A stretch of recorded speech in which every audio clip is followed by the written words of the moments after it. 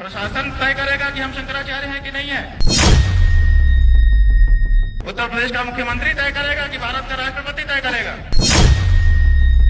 यही योगी जिसको आप लोग साधु संत कहते हो, हम तो हुमायूं का बेटा अकबर कहते हैं, हम तो औरंगजेब कहते हैं। इतिहास गवाह है कि जब जब राजसत्ता ने धर्म सत्ता को अपने अधीन करने या उसे परिभाषित करने की चेष्टा की, तब तब परंपराओं के मरुस्थल से विद्रोह का एक ऐसा बवंडर उठा जिसने सिंहासन की जड़ों को हिलाकर रख दिया।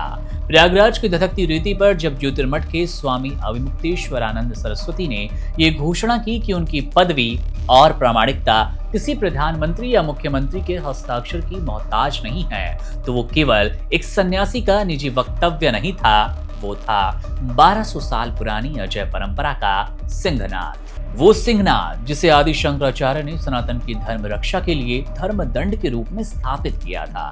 एक लोकतांत्रिक व्यवस्था में जहां पर संविधान की सर्वोच्चता सर्वोपरि मानी गई, वहां एक भगवाधारी संत ये दावा करता है कि उसका अधिकार क्षेत्र राष्ट्रपति से ऊपर है। आधुनिक भारत की राजनीतिक चेतना के लिए एक गंभीर चुनौती बनकर ये पूरा माजरा, ये विवाद उभरा है। ये टकराव केवल एक माघ मेले में रथ रोके जाने या फिर शाही स्नान की अनुमति न मिलने का प्रशासनिक गतिरोध नहीं है, बल्कि ये उस प्राचीन गरिमा की लड़ाई है जो कि सदियों से भारतीय समाज की बौद्धिक और आध्यात्मिक रीढ़ रही है। नमस्कार, मेरा नाम है मुकुंद और आप देखना शुरू कर चुके हैं वन इंडिया का स्पेशल न्यूज बुलेटिन देश दिन भर। आज का ये विवाद तब और अधिक कड़वा और व्यक्तिगत हो गया जब धर्म के इस महासंग्राम में कालनेमी जैसे विशेषणों का प्रवेश हो गया। ऐसी बयानबाजियां आई हाल के घटनाक्रमों में जब सत्ता के गलियारों के करीब माने जाने वाले दो प्रभावशाली योगियों ने अविमुक्तेश्वरानंद के रुख पर प्रहार करते हुए उन्हें कालनेमी की संज्ञा दी, तो इसने सनातन के भीतर की दरार को पूरी तरह से उजागर कर दिया। रामायण का वो प्रसंग जिसमें कालनेमी हनुमान को गुमराह करने के लिए साधु का वेश धरता है, उसका प्रयोग एक शंकराचार्य के लिए करना महज एक तंज नहीं था, बल्कि उस पूरी संस्था की साख पर प्रहार था। ये कटाक्ष ये संदेश देने की कोशिश थी कि जो संत वर्तमान राजनीतिक विमर्श और सत्ता के सुर में सुर नहीं मिलाता, वो असली नहीं हो सकता। इस कालनेमी वाले हमले ने उस अग्नि में घी डालने का काम भी किया जो पहले से ही राम मंदिर की प्राण प्रतिष्ठा की मुहूर्त और शास्त्रीय विधि को लेकर सुलग रही थी। संगम की रेती पर जब पुलिस की घेराबंदी के बीच एक आचार्य अपने अधिकारों के लिए अड़ गया, तो वो दृश्य आधुनिक लोकतांत्रिक पुलिसिया व्यवस्था और प्राचीन संन्यास परंपरा के बीच उस गहरे द्वंद्व को दर्शा रहा था जिसे अब सुलझाना नामुमकिन सा लग रहा है। यहाँ ये समझना आवश्यक है कि शंकराचार्य कोई नाम से या फिर सामान्य उपलब्धि नहीं है, उपाधि नहीं है, बल्कि है ये एक वैचारिक पीठ जिसका निर्माण साक्षात शिव के अवतार माने जाने वाले आदि शंकराचार्य ने 8वीं शताब्दी में किया, जब भारत दार्शनिक रूप से खंडित हुआ करता था और वैदिक धर्म विलुप्त होने की कगार पर था। तब केरल के एक बालक ने मात्र 32 साल की अल्पायु में समूचे राष्ट्र को एक सूत्र में पिरो दिया। उन्होंने देश की चारों दिशाओं में 4 प्रहरी नियुक्त किए। उत्तर में ज्योतिर्मठ, दक्षिण में श्रृंगेरी शारदा पीठ, पूर्व में गोवर्धन पीठ और पश्चिम में द्वारका शारदा पीठ। इन पीठों का उद्देश्य मंदिरों का संचालन मात्र नहीं था, बल्कि सनातन की वैचारिक शुद्धता को बनाए रखना था और समाज को शास्त्र सम्मत मार्ग भी दिखाना था। आज जब अविमुक्तेश्वरानंद अपनी वैधता के लिए अन्य जीवित शंकराचार्यों की सहमति का हवाला देते हैं, तो वो उस प्राचीन और अभेद्य चयन प्रक्रिया की ओर इशारा कर रहे हैं जिसमें राजनीतिक हस्तक्षेप की कोई गुंजाइश नहीं है। शंकराचार्य का पद ना तो जनता के मतों से तय होता है और ना ही इसे कोई सरकार नियुक्त कर सकती है। इसके लिए वेदों का प्रकांड पांडित्य, कठोर वैराग्य, दशनामी संन्यास परंपरा की दीक्षा और शास्त्रार्थ की उस अग्नि परीक्षा से आपको गुजरना पड़ेगा जहां केवल सत्य और ज्ञान की विजय होती है। अब एक शंकराचार्य के लिए उसकी पीठ कोई भौतिक संपत्ति नहीं, बल्कि एक सर्वोच्च धर्म अदालत है। वो अद्वैत का रक्षक है जो कि ये मानता है कि सत्ता क्षण भंगुर है और केवल ब्रह्म ही सत्य है। अब ये कारण है कि जब देश के चारों कोनों से 4 शंकराचार्य किसी विषय पर अपनी राय रखते हैं, तो उसे हिंदू समाज का अंतिम धार्मिक आदेश मान लिया जाता है। वर्तमान राजनीति भले ही संख्या बल और मीडिया मैनेजमेंट पर टिकी हो, लेकिन शंकराचार्य की परंपरा शास्त्र के प्रमाण और विवेक पर आधारित है, आज भी चल रही है। प्रयागराज के तट पर हुआ हालिया विवाद इसी मौलिक टकराव का परिणाम है, जहां एक सन्यासी का स्वाभिमान और एक प्रशासन का अहंकार आमने सामने है।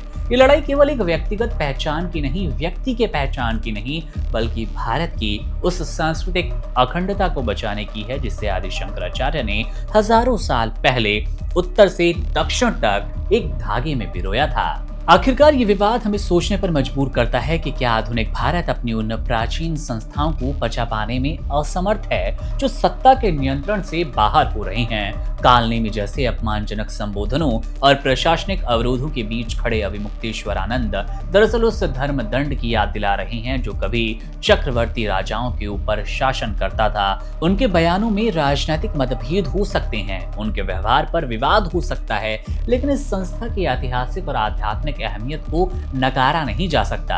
राजनीति के चेहरे बदलते रहेंगे, प्रधानमंत्री और मुख्यमंत्री समय की धूल में खो भी जाएंगे, लेकिन आदि शंकराचार्य द्वारा स्थापित ये पीठ तब भी अडिग रहेंगे। ये विवाद महज एक समाचार भी नहीं, बल्कि ये उस सनातन सत्य का उद्घोष है कि धर्म सत्ता हमेशा राज सत्ता के ऊपर रहेगी, भले ही उसे अपनी पहचान साबित करने के लिए प्रशासन की लाठियों और राजनेताओं के तंजों का सामना क्यों न करना पड़ जाए।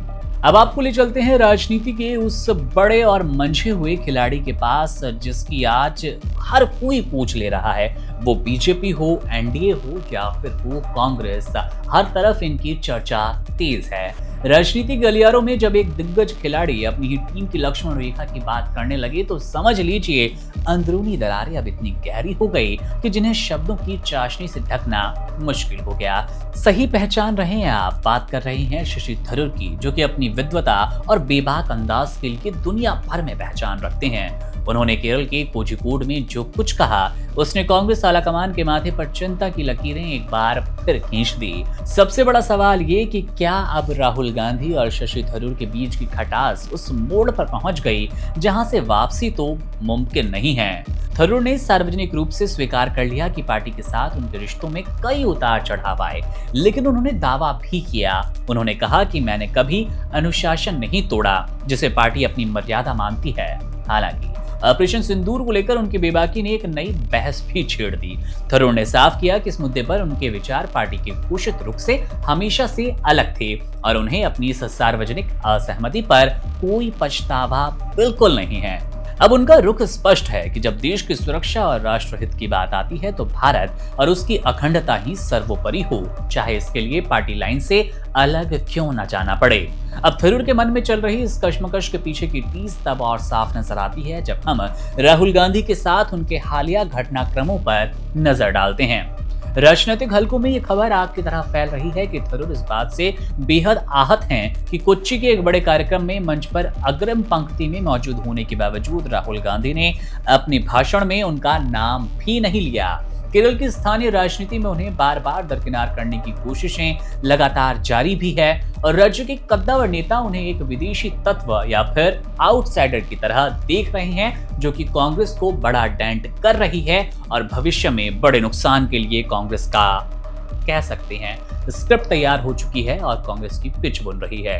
यही वो बिंदु है जहां ये अटकलें तेज भी हो जाती है कि क्या थरूर अब भारतीय जनता पार्टी की ओर रुख करेंगे, क्योंकि बार बार भारतीय जनता पार्टी की तारीफ, भारतीय जनता पार्टी की ओर से थरूर का मनोबल बढ़ाना कहीं ना कहीं इस राजनीतिक कयासों को और बल देने का काम करते रहे हैं। हालांकि थरूर ने कभी भी सीधे तौर पर भाजपा में जाने की बात नहीं की, न ही किसी ने भाजपा में आने का न्योता भी दिया साफ तौर पर, लेकिन उनके नेशन फर्स्ट वाले बयानों और कई अंतर्राष्ट्रीय मुद्दों पर सरकार का समर्थन करना, सरकार के रुख में सुर से सुर मिलाना, लोग उनके भविष्य को तय करते हैं। लोग बार बार कहते हैं कि बीजेपी में एंट्री जल्द होने वाली है। अब थरूर का ये कहना कि अगर भारत खत्म हो जाएगा तो कौन जीवित रहेगा, सीधे तौर पर नेहरूवादी सोच और आधुनिक राष्ट्रवाद का एक अनूठा मेल जरूर है। वो एक लेखक और विचारक के तौर पर अपनी स्वतंत्र पहचान को पार्टी की संकीर्ण विचारधारा से हमेशा ऊपर रखने की कोशिश करते हैं। उनके बयानों में सरकार का साथ देना हो या फिर अपनी पार्टी के साथ खड़ा होना हो, हर वक्त हर एक बयान में नजर आता है। उन्होंने ऑपरेशन सिंदूर पर अपने पुराने स्तंभ का हवाला देते हुए कहा कि पाकिस्तान के साथ लंबे टकराव की बजाय आतंकवाद के खिलाफ ठोस और सीमित कार्रवाई होनी चाहिए थी, और जब सरकार ने वही किया तो उन्होंने उसका समर्थन किया। अब कांग्रेस के लिए थरूर आज एक ऐसी पहेली बन गए जिन्हें ना तो वो पूरी तरह गले लगा रहे हैं और ना ही नजरअंदाज कर पाएंगे, क्योंकि ऐसा मुमकिन नजर आता ही नहीं। बड़ी चोट की ओर और कांग्रेस बढ़ना नहीं चाहती। अब शशि थरूर के मन में भी द्वंद्व है और ये चल रहा द्वंद्व केवल एक सम्मान पाने की टीस, सम्मान पाने की जिद, लड़ाई नहीं है, बल्कि अपनी ही राजनीतिक विचारधारा और स्वाभिमान को बचाए रखने का एक मजबूत संघर्ष है। देखना यह होगा कि क्या कांग्रेस उन्हें वापस वो सम्मान देगी जिसके वो हकदार हैं, या फिर शशि थरूर अपनी नई राजनीतिक जमीन तलाशने के लिए कोई चौंकाने वाला फैसला ले लेंगे। फिलहाल उनके तेवर तो साफ बता रहे हैं कि झुकने के मूड में बिल्कुल नहीं है और ये कहीं ना कहीं बीजेपी के लिए और सत्ताधारी पक्ष के लिए एक खुशखबरी जैसा महसूस हो रहा है। दुनिया विनाश के मुहाने पर खड़ी है और समंदर की लहरों पर तैरते अमेरिकी बारूद के ढेर इस बात की तस्दीक भी कर रहे हैं। तस्दीक ये कि तीसरा विश्व युद्ध अब केवल एक कल्पना नहीं बल्कि एक डरावनी हकीकत बन गया है, हकीकत बन सकता है। अमेरिकी राष्ट्रपति डोनाल्ड ट्रंप की सेना तैयार है, तेहरान के कमांडरों की उंगलियां ट्रिगर पर कांप रही है। ये महज दो देशों का तनाव बिल्कुल नहीं बल्कि एक ऐसी चिंगारी है जो कि पूरी दुनिया को महाविनाश की आग में झोंकने की ताकत रखती है। राष्ट्रपति ट्रंप के एक आदेश ने मिडिल ईस्ट के शांत समंदर में हलचल तेज कर दी और अमेरिकी युद्धपोतों का एक ऐसा विशाल बेड़ा ईरान की घेराबंदी के लिए तेजी से बढ़ रहा है जो कि ईरान को टेंशन में डालने के लिए विश्व युद्ध 3 को देखने के लिए काफी है। न्यूयॉर्क टाइम्स की रिपोर्ट में रोंगटे खड़े करने वाले कई आंकड़े आए हैं, कई रिपोर्ट्स आई है जिसके मुताबिक अमेरिकी एयरक्राफ्ट कैरियर अब्राहम लिंकन और टॉमहॉक मिसाइलों से लैस 3 विध्वंसक जहाज ईरान की ओर कूच कर चुके हैं। इसके साथ ही अमेरिकी वायुसेना ने दर्जन भर F-15E फाइटर जेट्स की तैनाती कर दी और ये साफ कर दिया कि इस बार इरादे केवल डराने के नहीं है, इस बार ईरान को तबाही झेलनी पड़ेगी, जिसकी चेतावनी, जिसका अल्टीमेटम बार बार ट्रंप खामनेई और ईरान को देते नजर आ रहे थे। दावोस यात्रा से लौटने के बाद ट्रंप के बदले हुए तेवरों ने कूटनीति के गलियारों में सन्नाटा खींच दिया, लेकिन तेहरान ने भी स्पष्ट कर दिया है कि वो झुकने वालों में से नहीं है। ईरान ने अमेरिका को इतिहास की सबसे सख्त चेतावनी देते हुए कहा कि अगर उसकी सरजमी पर कोई भी सर्जिकल स्ट्राइक या फिर सीमित सैन्य कार्रवाई की गई तो उसे ऑल आउट वॉर यानी कि पूर्ण युद्ध माना जाएगा। ईरानी रिवॉल्यूशनरी गार्ड के कमांडर का यह कहना है कि उनकी उंगली ट्रिगर पर है। ये बताने के लिए काफी है कि ईरान अब आर पार की लड़ाई के मूड में है। तेहरान के एक वरिष्ठ अधिकारी ने रॉयटर्स से बातचीत में 2 टूक शब्दों में कहा कि अगर इस बार हमला हुआ तो ईरान अपने पास मौजूद हर संसाधन, हर हथियार का इस्तेमाल करेगा और इस्तेमाल होगा तबाही के लिए, जिसका असर पूरी दुनिया झेलेगी। जवाब इतना कठोर होगा कि अमेरिका ने उसकी कल्पना नहीं की होगी। ईरान ने यह भी साफ कर दिया कि वो हाई अलर्ट के मूड में है और किसी भी खराब स्थिति का सामना करने के लिए उसकी सेना पूरी तरह से तैयार है। ये तनाव एक ऐसे समय में आया, ये तनाव एक ऐसे वक्त पर चरम पर पहुंच गया जहां पर लगातार पूरी दुनिया विश्व युद्ध 3 के खतरे से जूझ रही है, वर्ल्ड वॉर 3 की आशंका में खुद को पाती है, देख पाती है। जब ईरान खुद आंतरिक विद्रोह की आग में झुलस रहा है तो ये मामला और भी ज्यादा पेचीदा होता नजर आता है कि आखिर उसे अपने आंतरिक मसलों को सुलझाना है या फिर दो हाथ अमेरिका से करने हैं। नए साल की शुरुआत से जारी सरकार विरोधी प्रदर्शनों, सुरक्षा बलों की हिंसक कार्रवाई में अब तक 5000 से ज्यादा लोगों की मौत हो गई। एक तरफ घर के भीतर उठती बगावत की आवाजें और दूसरी तरफ सीमा पर मंडराते अमेरिकी विध्वंसक जहाज। ईरान आज एक ऐसे दोराहे पर है जहां से वापसी का कोई रास्ता नहीं है और तबाही साफ नजर आती है। ईरान के सैन्य प्रवक्ताओं ने तो यहां तक चेतावनी दे दी कि यदि उनके सुप्रीम लीडर पर किसी तरह की आंच आई तो वो पूरी दुनिया को आग के हवाले कर देंगे। अब सवाल ये कि क्या ट्रंप वाकई हमले का बटन दबाएंगे या केवल दबाव बनाने की एक खतरनाक बिसात है।